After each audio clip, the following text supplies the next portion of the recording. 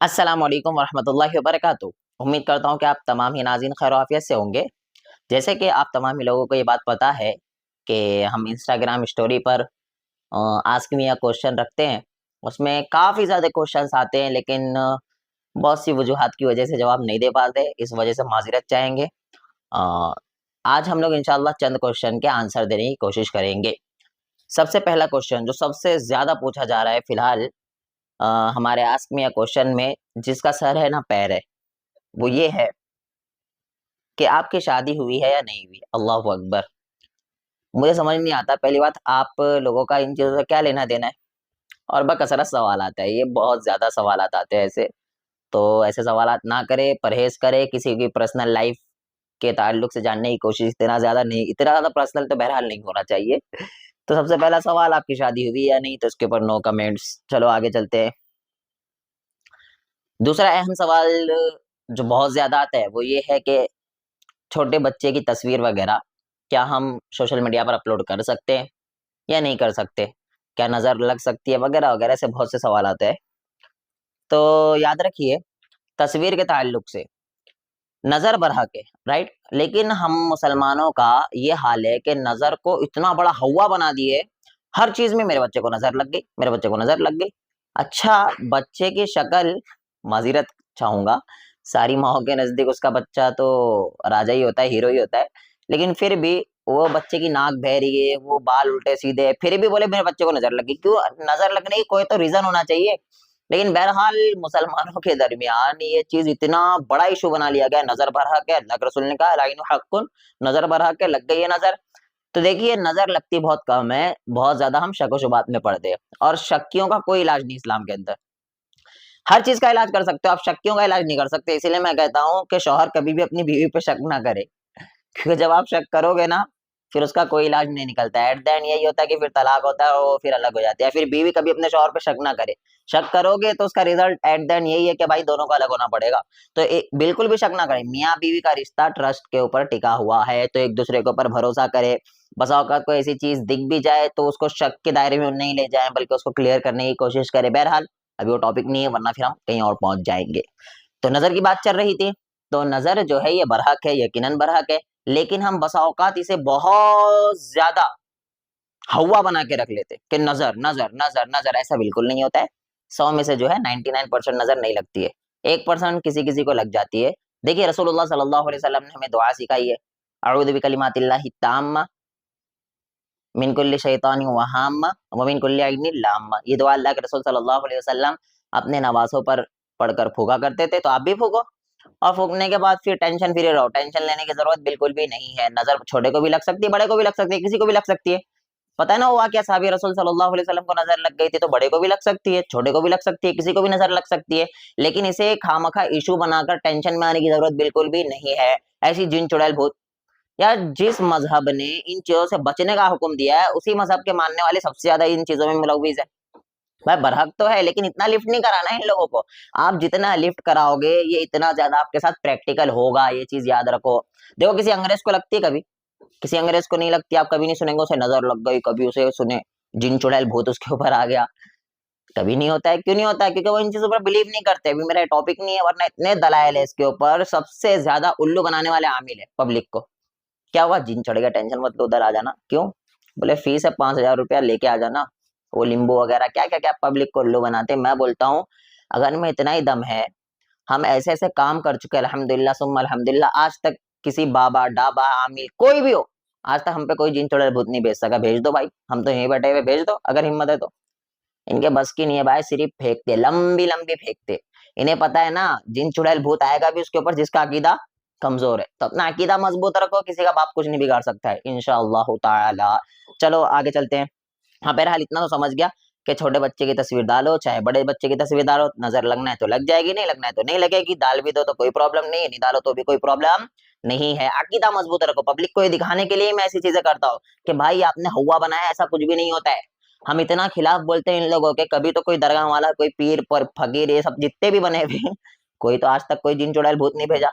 इनसे कभी ये कह दिया करो, इतनी लंबी-लंबी फेंकते हो भाई, बाजू में वो होटल से थोड़ा रोटी उठा के लाना ना, भूख लगी है थोड़ा।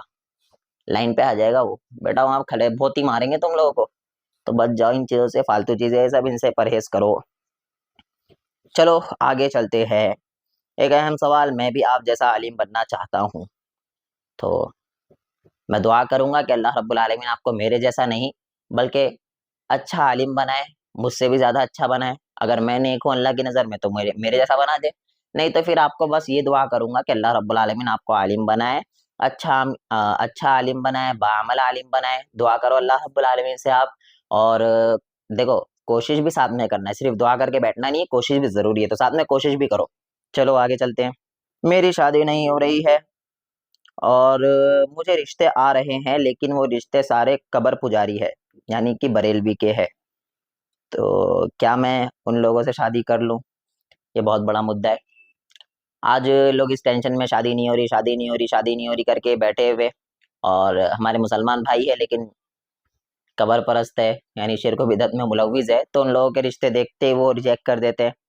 देखो, सबसे पहले हमें कोशिश करना है कि हमें तौहीद वाला बंदा मिले जो अल्लाह के साथ किसी को शरीक नहीं करता है, क्योंकि तौहीद एक वाहिद चीज़ है जिसके जरिए हम अल्लाह के पास खड़े हो सकेंगे। अल्लाह, पूरी दुनिया की गाली सुन लिए लेकिन हम तेरे साथ किसी को शरीक नहीं किए, तो अल्लाह को हम कम से कम ये तो कह सकते हैं, अल्लाह सब हाँ गुनाह किए किए, हाँ झूठ बोले बोले, हमारे से बहुत गुनाह हुए, लेकिन अल्लाह तेरे साथ किसी को शरीक हम नहीं किए, तो कम से कम यही एक चीज बची है हमारे पास, तो इसे तो जिंदा रखना चाहिए।